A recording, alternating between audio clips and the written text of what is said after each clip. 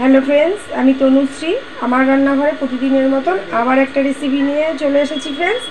রেসিপিটা দেখার জন্য সবাইকে জানাই স্বাগত। আপনারা কেমন আছেন? আশা করি আপনারা ভালো আছেন। আপনাদের ভালোবাসায় আমিও ভালো আছি। আজকের রেসিপিটা হচ্ছে শোল মাছ নিয়ে এসছে, তাই ভাবলাম একটু শোল মাছ দিয়ে মাংস করি। শোল মাংস। দেখুন, মাছটাকে আমি ধুয়ে নুন হলুদ আগে থেকে মাখিয়ে রেখে দিয়েছি। গ্যাস অন করে খালি কড়াই বসিয়ে দিয়েছি। খালি কড়াই গরম হয়ে গেছে। কড়াইতে তেল দিয়ে দেবো। তেলটা গরম হওয়ার জন্য একটু সময় নেব। তেলটা গরম হয়ে গেছে। আগে থেকে নুন হলুদ মাখা মাছ, এই মাছগুলোকে ভেজে নেব। খুব কড়া ভাজবো না, এপিট করে ভেজে নেব। এপিট করে মাছগুলো ভেজে নিয়েছি। মাছগুলো খুব একটা লাল লাল কড়া করে ভাজবো না, হালকা করেই ভাজবো। মাছগুলোকে সব তুলে নেব। এরকম করে সব মাছগুলোকে ভেজে নেবো হালকা হালকা করে। মাছ ভাজা তেলের মধ্যে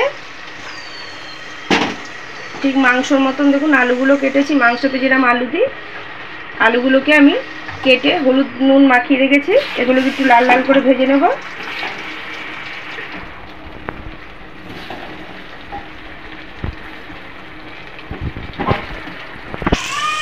লাল লাল করে আলুগুলো ভাজা হয়ে গেছে। আলুগুলোকে আমি তুলে নেব।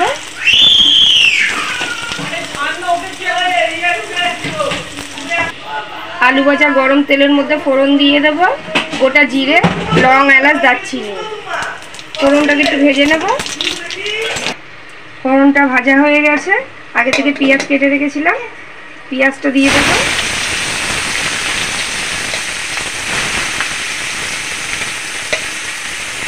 একটু নুন দিয়ে পেঁয়াজটাকে ভাজবো। পেঁয়াজটা লাল লাল করে ভাজা হয়ে গেছে।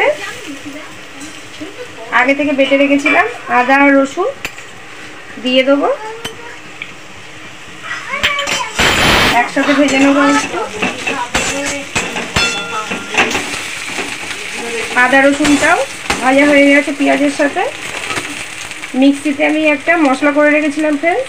জিরে, ধনে, কাঁচা লঙ্কা, গোলমরিচ আর টমেটো। এই মশলাটা এবার দিয়ে দেবো।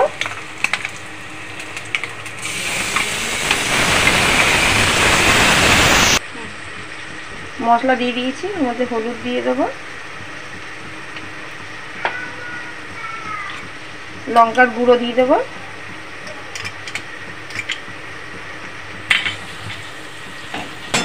দিয়ে মশলাটাকে একটুখানি ভালো করে কষিয়ে নেব অল্প একটু জল দিয়ে।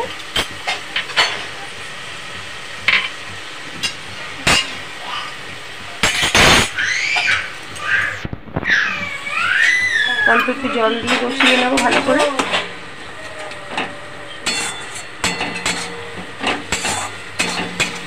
মশলাটা কষানো হয়ে গেছে। মশলা দিয়ে তেলও ছাড়তে শুরু করেছে।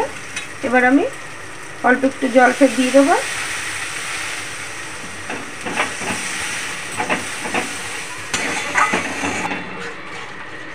জলটা দিয়ে মশলাটাকে আবার একটু কষিয়ে নিলাম।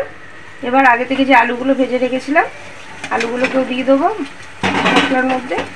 দিয়ে আবার একটুখানি আলু দিয়ে মশলাটাকে ফের একটু কষিয়ে নেব। আলু দিয়ে মশলাটা ভালো করে কষানো হয়ে গেছে। এবার পরিমাণ মতন জল দিয়ে দেবো। খুব একটা পাতলা ঝোল হবে না, গাঢ় গাঢ়ই হবে। ব্যাস, পরিমাণ মতন জল দিয়ে দিয়েছি।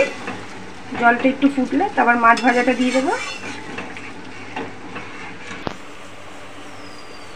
পরিমাণ মতন জল দিয়ে দিয়েছি। ঝোলটা ফুটতে শুরু করে দিয়েছে। আগে থেকে যে মাছগুলো ভেজে রেখেছিলাম, মাছগুলোকে দিয়ে দেবো ঝোলের মধ্যে।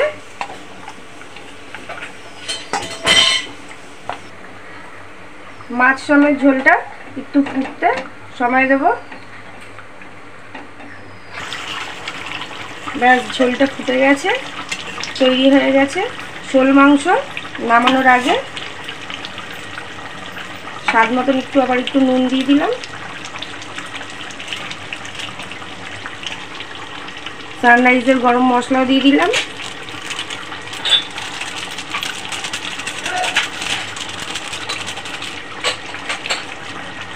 ফ্রেন্ডস, রেসিপিটা একদিন করে দেখতে পারেন, খুব ভালো লাগবে।